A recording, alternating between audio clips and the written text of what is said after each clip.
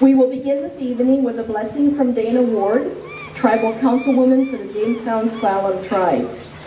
Dana has been a clinical nurse at the Jamestown Family Health Clinic for several years and continues to be a leader in public health for our region.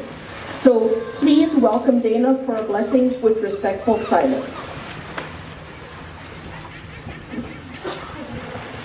Thank you so much. Sayam Ninis Chayacha, Dana Ward, Ensna, Sitiklam Rutsklayam, Aitzwachi, Ainu. I am Dana Ward of Jamestown S'Klallam Tribe, and this indeed is a good day. It is indeed my pleasure to be invited to join you tonight to this event, and so we're going to start with a blessing and a prayer, and if you would please stand, and we'd like to invite you just to participate in your own way.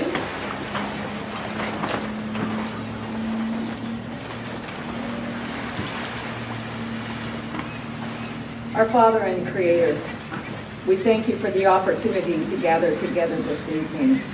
And what a beautiful night it is to be able to just enjoy the company of one another again, and to be able to think of all the good and the things that has transpired in these past months at this time.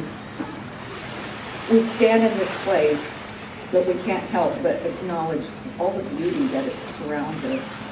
We are so blessed. Thank you for each one that is present here tonight to celebrate the work that continues on at the Northwest Maritime Center.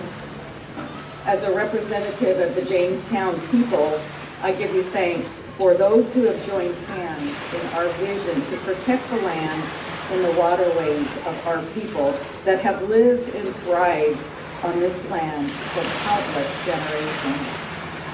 Thank you for this group of people who have invested interest in preserving and celebrating the integrity of our Earth's resources.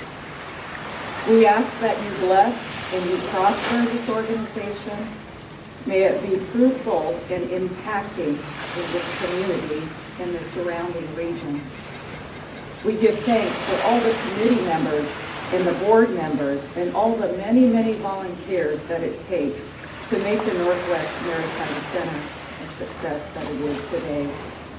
We thank you for the donors, those who are willing to contribute and give with their support and monetarily. And may the recipients of the work of this organization find great purpose and fulfillment. May their lives be greater enriched because of their participation in the activities and the educational opportunities that are provided on this beautiful ground. Lastly, we thank you tonight for food. We thank you for all the things that are supplied to us off the land. We thank you for those that you have brought to prepare our food, that it would nourish us and strengthen us and help us to do all the work that you called each of us to do and contribute as we stand here together tonight. We give you thanks. Oh, that makes sense. Thank you so much.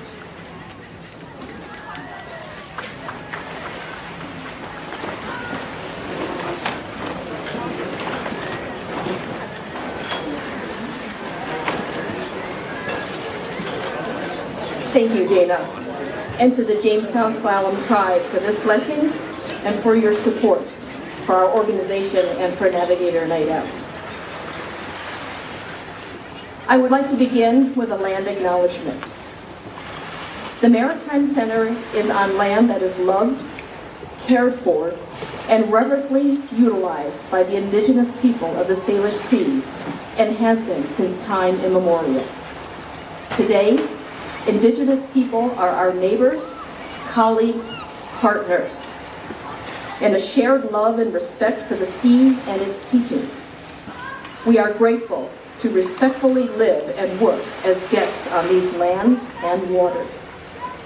This acknowledgement is one act in the ongoing process of working to deepen our relationship with the people of these lands and waters.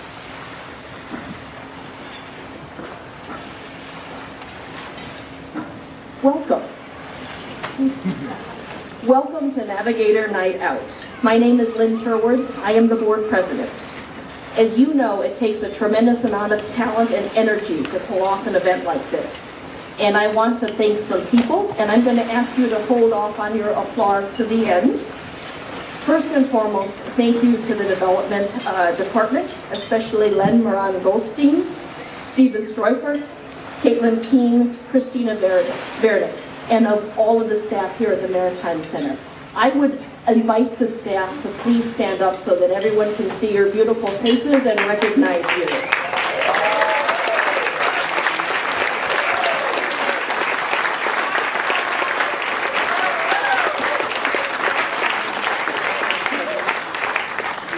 Thank you. We shouldn't hold off on that applause, should we? Joel Goldstein, thank you for the technology, everything here, the AV, all of that.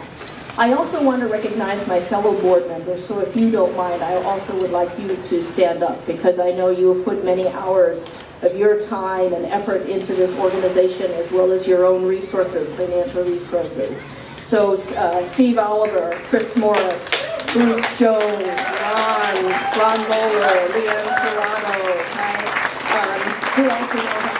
And Sarah Sheriff, Scott Volpe, great, and Ron, thank you for bringing the rowers, supporting this organization before there was even a building. I would also like to recognize Heidi Eisenhower. If you would also give me, yes, County Commissioner, but and also importantly, our Northwest Maritime Center colleague. Yes, thank you. And the wonderful food that's been provided here is from Crescent Moon Catering. Stringology is back again. We're so grateful for the lovely music. And a Girls Boat Project alum made the cupcakes. And I hope I don't hurt anybody as I run to that table later on tonight. I apologize if my elbows get out there. Okay, so again, please thank everyone who made this possible.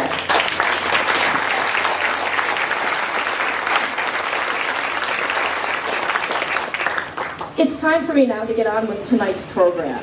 When you hear from our speakers tonight, I think you'll understand why it is that I fall in love with this organization again and again. You will hear of profound experiences from individuals who have discovered their higher and better selves on and around the water. And I hope that means as much to you as it does to me. So let's begin. I'm going to begin by introducing our first speaker, Steve Oliver, a longtime Northwest Maritime Center board president and also part of the founders of this organization long before there was a building here. Steve is here tonight in a little bit of a different role. He served for many years as a corporate director and continues to, and the First Federal Board. Most recently, I think for many years, as the chairman of that board. And as many of you already know, First Fed has been an ongoing and significant supporter of the Northwest Maritime Center and has been committed to being a leader in giving throughout this region. So please give a warm maritime welcome to Steve Oliver.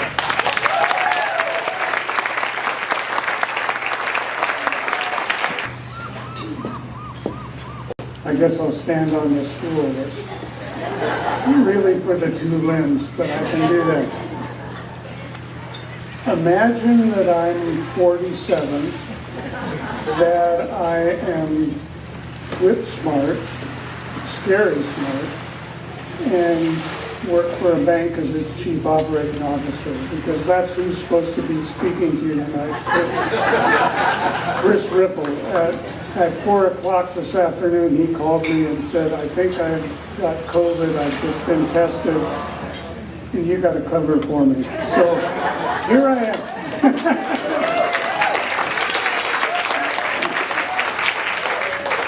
I'm wearing a little different hat than I think I ever have on this campus before, and that's as a member of the board of directors of First Federal Bank, a local community bank here on the Olympic Peninsula, and now as we've grown throughout the Puget Sound region.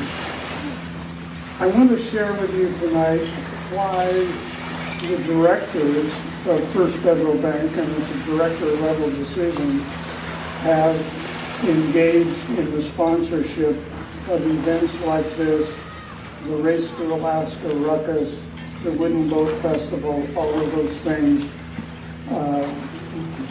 earlier this year, and why we made a major donation to the original construction of this project. And I'd like you to think about that as you think about your own involvement with your community and your organization. A critical component of our mission at First Federal as a community bank is to promote and assist both private and public projects that create economic development opportunities in the communities that we serve and enhance the quality of life in the communities that we serve. It's been a part of our mission and our corporate culture for the 100 years that the bank has existed.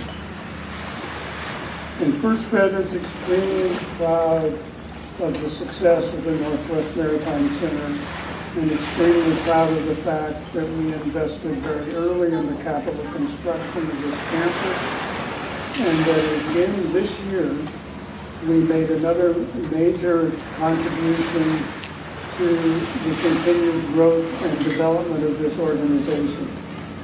And I commend to you to read the 2021 annual report of the Northwest Maritime Center, because it talks about the growth of this organization over the last 10 years in terms of the number of people that it serves, the types of programs that it's developed and implemented, and even more importantly, the projection for the next 5 years.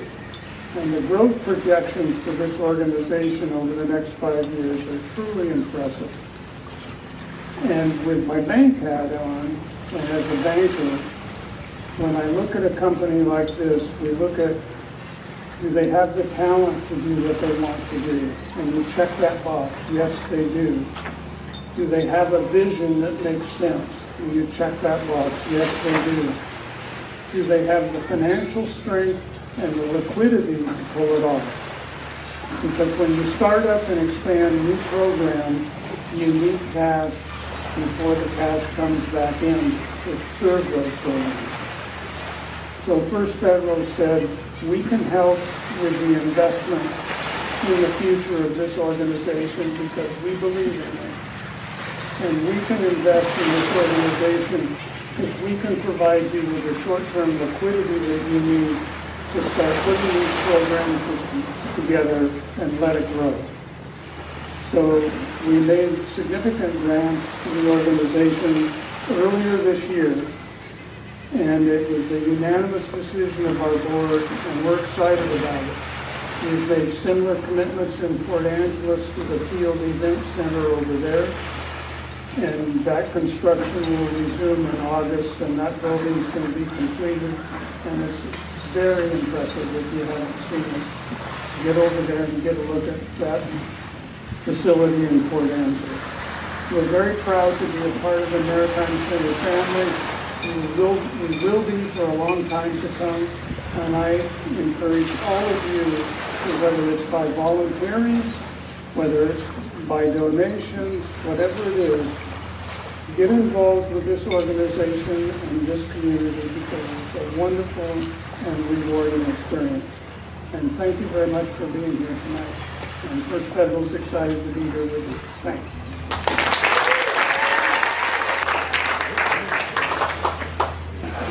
I have my own mic, that's great. Hello everyone. For those of you I've yet to meet, my name is Jake Beatty, and it has been my honor and privilege to serve as the Executive Director here at the Northwest Maritime Center for a really long time.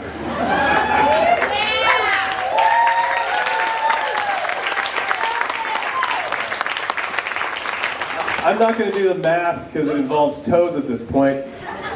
And I'm also got a little brain fog going on. The rumors are true. I am just emerging from COVID.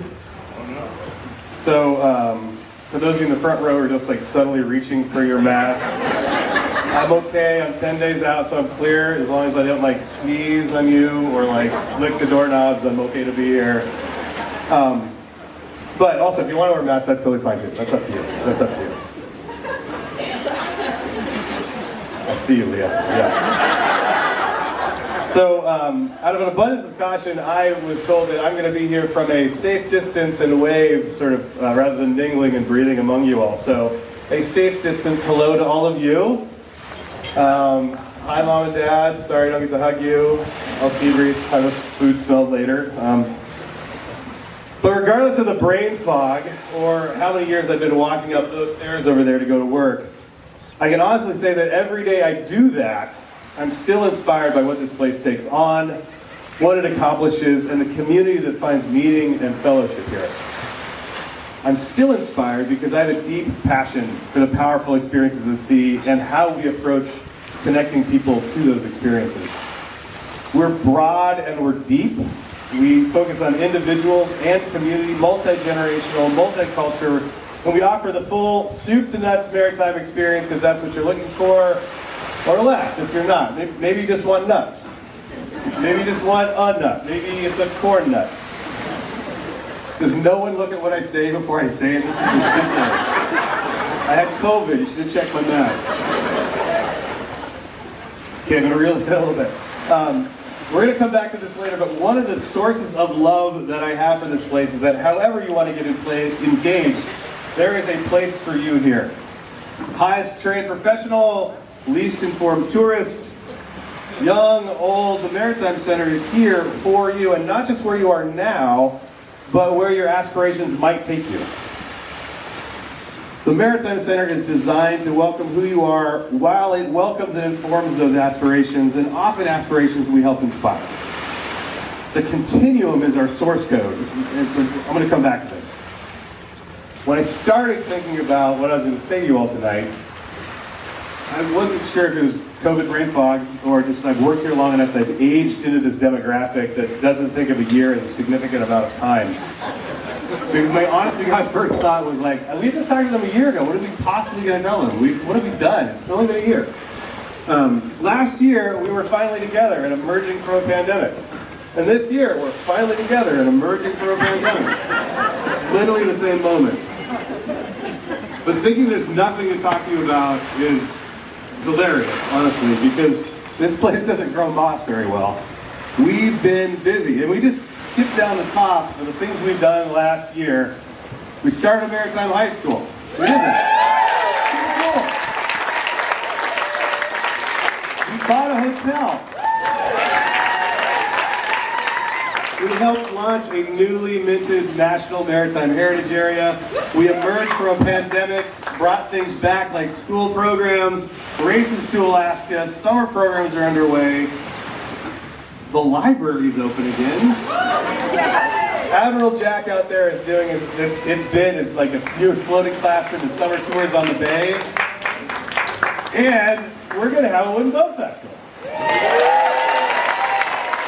Everybody knock wood. Everybody knock wood. We're back. To highlight all those things I just mentioned is to underplay significantly all the work it takes to do anything, but especially what it takes to go from 100% pre-pandemic to 20% mid-pandemic to 150% by the end of this year. It's a lot. We're ending the year with 50% more activity than we did before the pandemic. More kids on the water, more people in classes, boats to Alaska, all of it. We're emerging bigger, stronger, better organization than we were, but man, it's been some work to do it. The fact that we're here now is thanks to all of you, and especially the staff and the members of the board you all thanked earlier, but I really appreciate all of your steady hands on the tiller because rocky times, so thank you from me.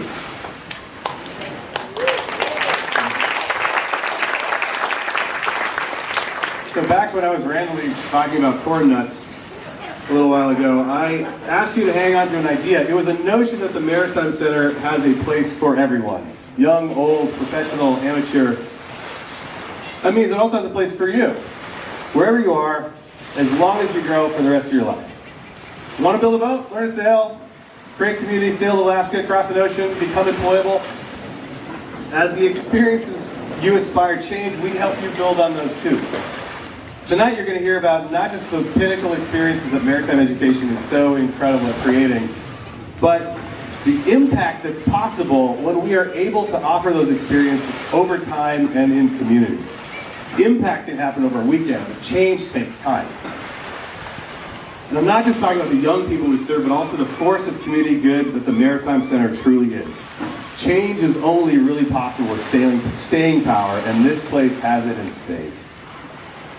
Partly because of what we offer, but partly because this ecosystem of inspiration that kind of is like perpetual motion. Who knew that a team of teenagers could race successfully to Alaska? But it happened this year. I got super inspired about it. And I know other people here did too. So fun.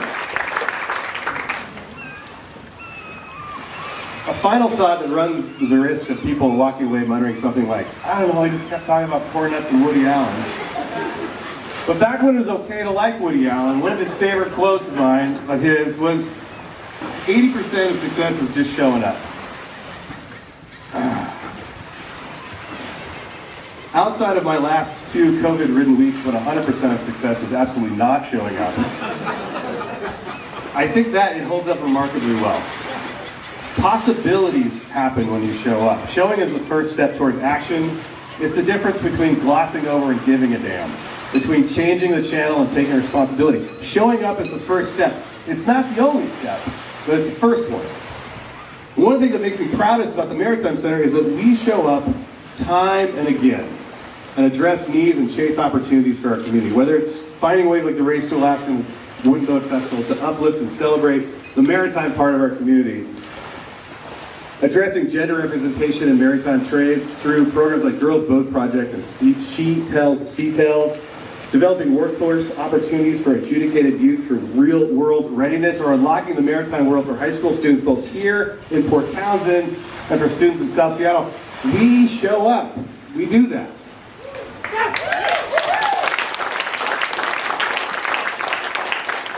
And we keep doing it, even in those times when a lot of us look each other in the eye and say, like, enough for now, right? We got enough. We're not going to keep everyone nod. We got enough going on. And even as we nod at each other, we're like slowly sort of like walking toward the next opportunity. Right here, we are in the beginning stages of amplifying our impact through expanding our campus across the street and deepening the connections between our community and its maritime self. One of the speakers tonight is going to tell you about this newly formed, federally designated maritime heritage area. And right now, we're working with them to retool the channelry to better engage people in the maritime parts of our community. And not in a dusty way, and not in that way that just focuses on the white people part of maritime history, but like, because if you think about the continuum of human history, all 10,000 years people have been here and on the water, like 200 years of that includes white people. All of it includes Native people. So if we're going to continue to be authentically here, we got to make sure we keep bringing Native stories to the center of that. And we're going to keep doing that.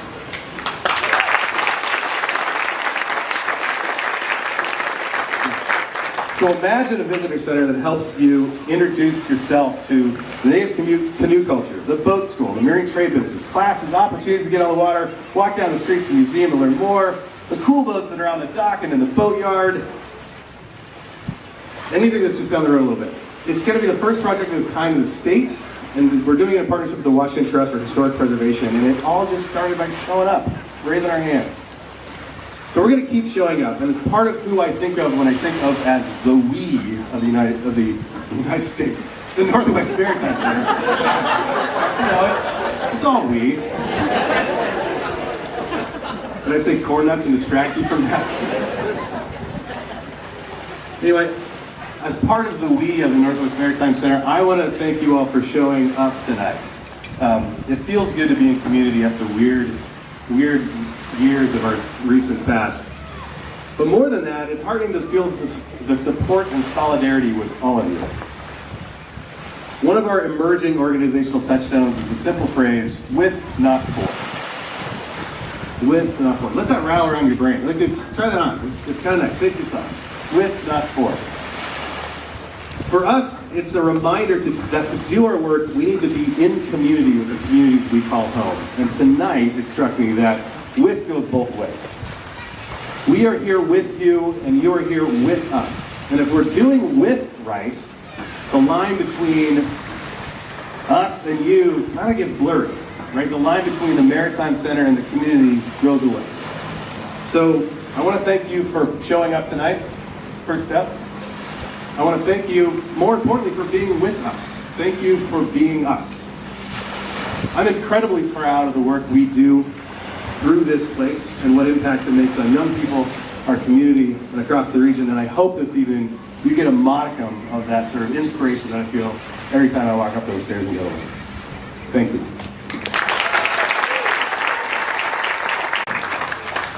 Our next speaker is, oh, there you are, hi. I'm going to embarrass her. She's one of the most understated forces of nature I've ever met. And I mean that in the best way. In her role as project manager of the Washington Trust for Historic Preservation, Alex Gradwell oversaw the planning and the implementation of Washington's new maritime heritage area. I'll let her fill you all in on the details of what that is, but imagine a stakeholder group that is 2,000 miles long and a quarter mile wide and touches basically every coastal community and organization in Washington. And the goat rodeo that must have been to like turn into a cogent plan, and Alex did it. She's amazing. Absolutely amazing. She's the kind of partner you dream of having when you're in a role like mine, and so I'm so thrilled she said yes to being here tonight and talking to you all. So without further ado, Alex, grab on.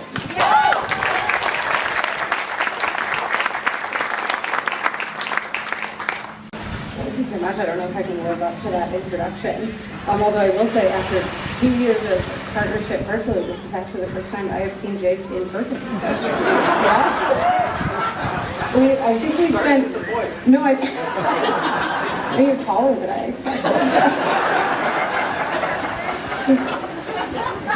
So like Jake said, my name is Alex Gradwell. I work for the Washington Trust for Historic Preservation. I am the project manager for the Maritime Washington National Heritage Area. Two exceptionally long names. We're really trying to shorten them. I'll let you guys know if we are successful at any point. Jake may have brain fog from COVID, but I have brain fog because I have spent the past week exploring port terms with 36 high school students as part of our annual Youth Heritage Project. So the Youth Heritage Project is the Washington Trust annual program for teens focused on heritage and place-based learning. It's basically history camp. This year, we were really thrilled to come to Port Townsend. We were supposed to come here in 2020. Obviously, that was put off a little bit. Where the students focused on storytelling through the lens of the Maritime Washington National Heritage Area.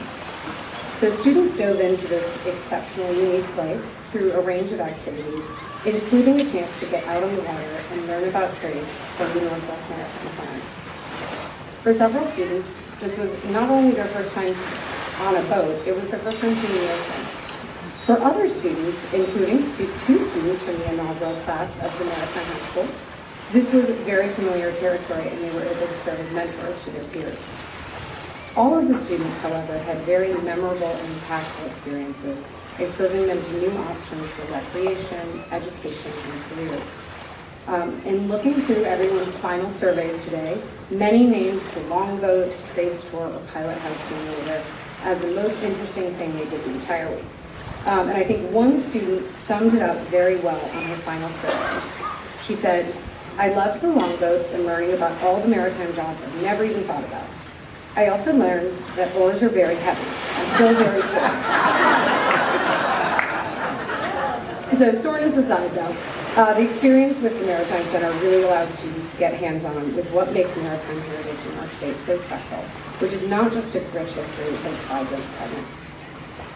Like the Maritime Center, engaging people with our saltwater shorelines is one of the core goals of the Maritime Washington National Heritage Area. Maritime Washington was designated by Congress in 2019. It includes actually 3,000 miles of Washington state shoreline, and it was named in recognition of the national significance, the national uniqueness, the national importance of Washington's maritime heritage. We are, in fact, out of 55 national heritage areas, the only one that is focused solely on maritime heritage. So, take that and kiss.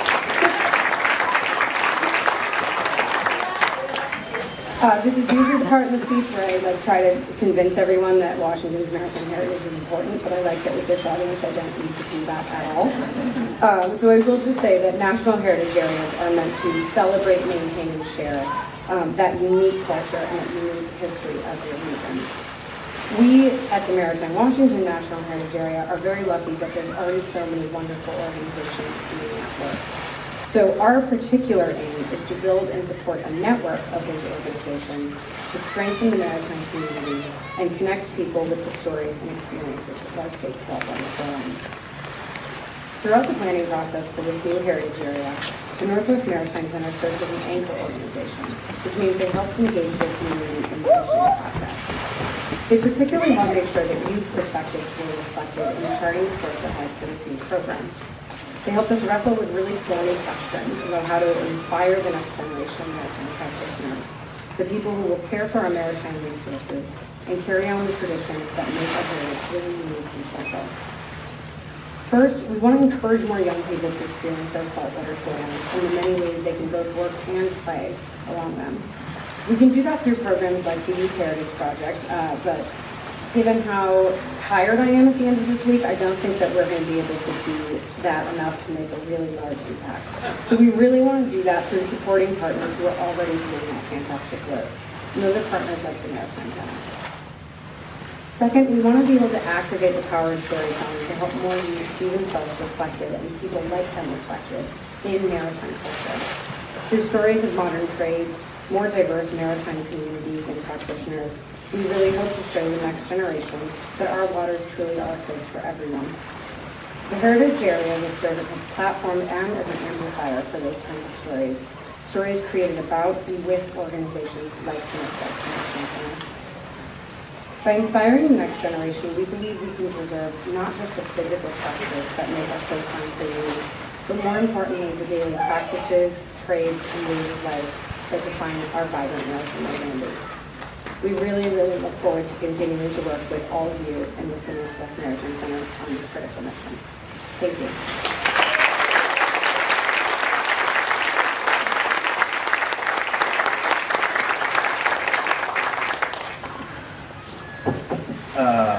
Matt Rothschild is one of those Maritime Center stories that is as remarkable as it's becoming normal. Matt's one of those kids who came up through the ranks, who did all the programs, did our programs, and then went to California Maritime Academy, and then came back to work for us this summer being the deckhand on the Admiral Jack. He's a fantastic person and wasn't able to join us tonight, but recorded a short video about what this place, this community, and these programs have meant to him and how he's allowed him to show up as a strong person in the world. So I think we're ready. Hello all, I'm Matthew Rothschild. I graduated in 2020 from Port Townsend High School and the Port Townsend Maritime Academy in its inaugural year. I am going into my junior year at Cal Maritime in Vallejo, California, where I'm majoring in oceanography. I also happen to be in the inaugural class of oceanography, the smallest major on campus, a total of 5, including me, in the class of 2024. I originally applied to Cal Maritime's Marine Transportation program and a minor in oceanography, since I'd always enjoyed science. It was a blessing in disguise that I was not accepted into the Marine Transportation program, but I was accepted into the new oceanography major. I realized that it is much easier to start my mariner career later, but it would be harder to start my oceanography career later. And I've already started earning my CTEM, my small tonnage license. I first got involved at the Northwest Maritime Center when I could barely walk and talk. I would attend the Wooden Boat Festival on my grandpa's wooden boat, but my first summer camp I took was the Messing Around in Boats camp.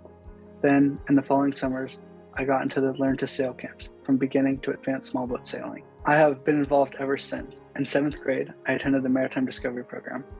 In high school, I took all the maritime courses, including vessel operations, maritime boat building, maritime manufacturing, and schooner school, an after-school program in my sophomore year. Finally, in my senior year of high school, I was part of the inaugural Port Townsend Maritime Academy, which got cut short because of COVID. At Cal Maritime, in my freshman year, I had endless hours of Zoom, biology, ecology, chemistry, labs, and lectures. However, one positive that came out of COVID and distance learning was that I became very good at interpreting blurry lab images and videos, since my chemistry professor was very talented in taking images and videos without focusing the camera. This is just a metaphor for the beginning of my career, where answers to questions we have aren't clear and straightforward. They're often very messy and sometimes very confusing to our current understanding. I was able to attend the academy in person for the first time my sophomore year. I'm now on my summer break from Cal Maritime, and I was able to mentor and help the Port Townsend Maritime Academy at the end of their school year. I'm also the summer deckhand here at the Maritime Center, Admiral Jack, for the Saturday Maritime History Bay Tours.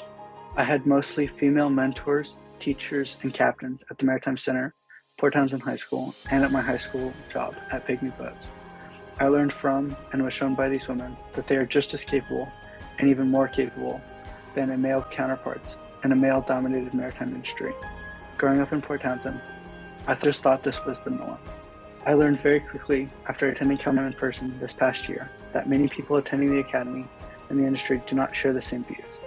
They're often very open and public about these views, and what they say is very damaging and harmful to some on campus. I have seen things such as swastikas and 3% logos. I've also heard many times something along the lines of, why is this place not just for white males fresh out of high school who want to come here for the United States Coast Guard license and go work at sea only? One of the most important life skills I learned growing up at the Maritime Center was to be accepting and respectful of others. This has taught me to be a positive voice in influencing the maritime industry that is having a hard time accepting these cultural changes. I was imagining and planning that I was just going to attend Cal Maritime to be a cadet. But now I feel I have to not just be a student, but also an advocate for basic values like respect and acceptance, all of which I learned from all my amazing mentors and teachers at the Maritime Center and Port Townsend High School.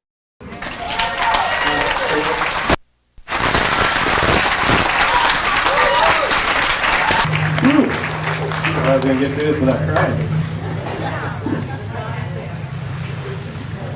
That's fair. The last time I met our last speaker was in the lead up to the race to Alaska. I guess I was fanboying around the teams, and she was kind of fangirling around the teams as they were coming in. We were just checking. We were just very excited to meet them as they were coming to the docks. Grace has been involved with the Girls Boat Project for years. And to paraphrase one of her teachers, there are some students who already changed the world they live in. And Grace is one of them. She's known as someone with the ability to pick up a tool and quickly learn how to use it with a sense of ease. She is a kind, strong leader who makes those around her feel heard and included. And she has big dreams and is already doing the work to make them a reality. So I'd like to welcome to the podium, Grace again.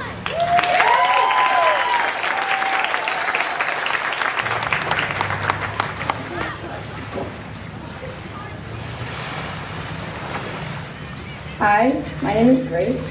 I'm part of the Girls Boat Project, and I hope to participate in the Race to Alaska in 2025 with my friend Nova.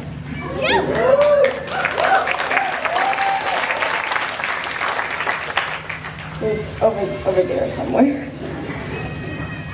My interest in racing started in 2020 when one of my friends dragged me into the Girls Boat Project.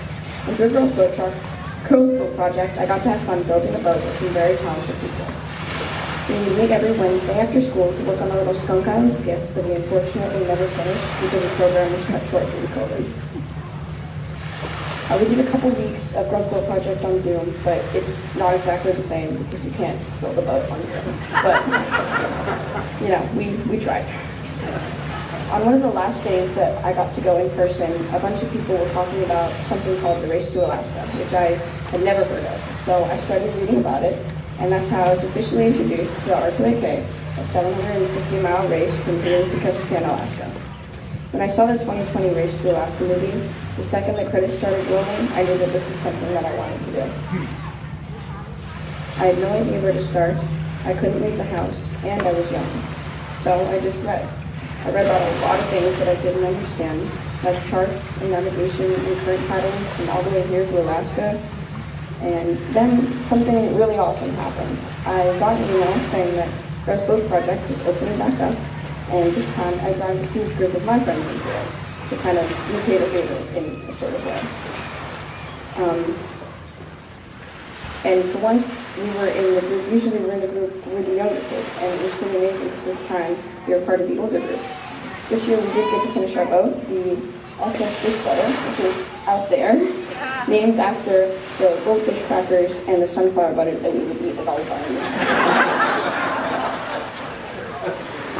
5 to 6 months before this year's Race to Alaska start, we put together kind of a crew of some sorts. 4 girls and 1 year kind of the old manager firm over there. We started an Instagram page in hopes to raise awareness and maybe find someone who was willing to sell us a boat. We started doing odd jobs like weeding, like anything that you can imagine to try and raise money for this boat. And we store it in this little box, little shoebox that we put under my bed. This year, it was really amazing to see such a young team competing. Having an average age of 16.75, rite of passage finished in 9th place.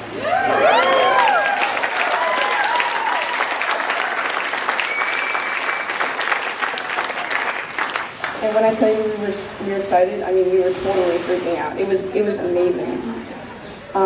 When rite of passage stayed, when the storm a little bit of a storm hit right after the race started, and a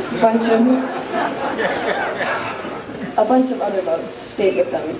We got to meet them, and we were so nervous to meet them, and so we stood at the top of the gangway on the way down to the dock, and we couldn't go down because they were so experienced, and they were huge, and they were kind of scared of teenagers.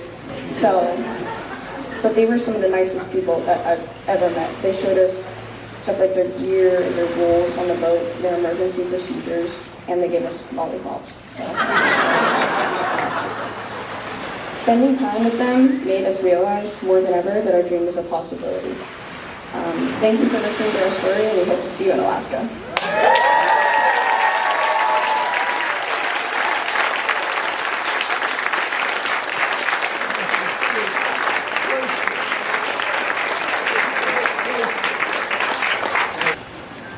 I was really the only one who needed this.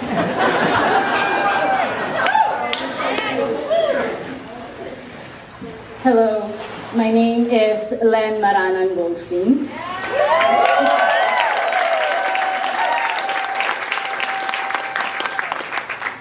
This is my 14th year at the Northwest Maritime Center. But before I start, I would like this opportunity to acknowledge the Maritime Center staff and volunteers who are here and are not here. And there was a special request to shout out to Kelly Watson, who was really instrumental in Matt's transformation.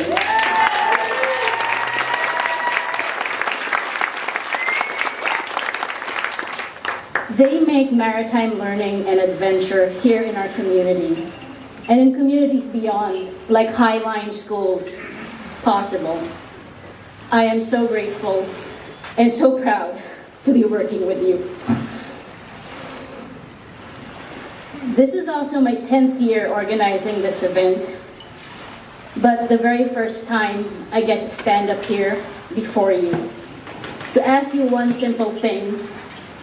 Please give, and give generously. Why? Because Matt, Grace, Nova, Fern, and some other kids actually who are here tonight found their way here today because of the programs and the people that your generosity makes possible. Because so many other students have stood right here before them with their own stories of that spark, that transformation, that moment when they realize what they want to be when they grow up, what their place in the world is, and how they want to make a difference. And whether they know it at the time or not, that spark is building towards making our world a better place. A more courageous, resilient world, yes, but also a kinder, more caring world. It doesn't take a leap of the imagination to see that your gift today helps make our world just a little bit better because of what it helps make possible. When a program like the Youth Heritage Project connects 36 students from all over to our own community right here, to these shores that are just behind you all. When young people like Grace, Nova, and Fern move from daydreaming about the race to Alaska to actually working towards it, including saving their odd jobs money under the bed. When someone like Matt stands up to neo-Nazis and white supremacists when all he wanted to do was go to Cal Maritime, study oceanography, and get his small tonnage license. These are the stories that your generosity brings to life. The acts of courage and kindness that will be repeated over and over again for years to come. So long as we have this community that believes in the work and in the people to make it happen and invests in it. Speaking of investment, I have fun news to share with you tonight. The Cooper Newell Foundation, longtime supporters of the Northwest Maritime Center, has issued a matching gift challenge for this evening. They will match dollar for dollar gifts of $500 and up to $20,000 in new gifts.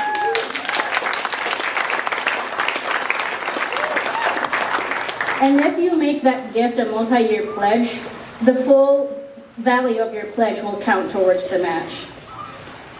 You probably came here with some notion of what you want to do or what you want to give.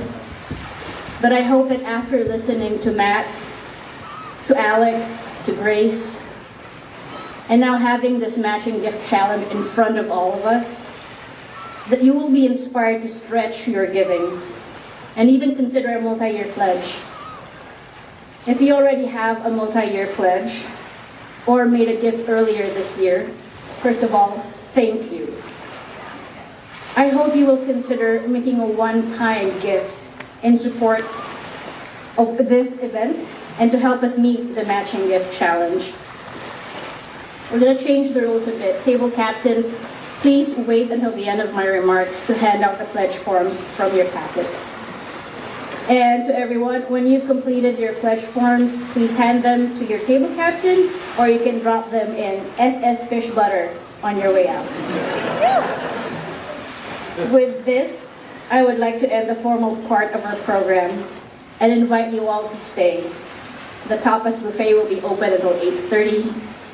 We will be serving drinks until 9, so stay a while, eat and drink, and let's celebrate what it is to be in community, because this truly is a special community. Thank you for being here today, for being part of the ever-widening community of Maritime Center supporters, and for helping us build a courageous, resilient, and kinder world. And now, I would like to welcome back to the stage Stringology. Have a wonderful evening, and thank you.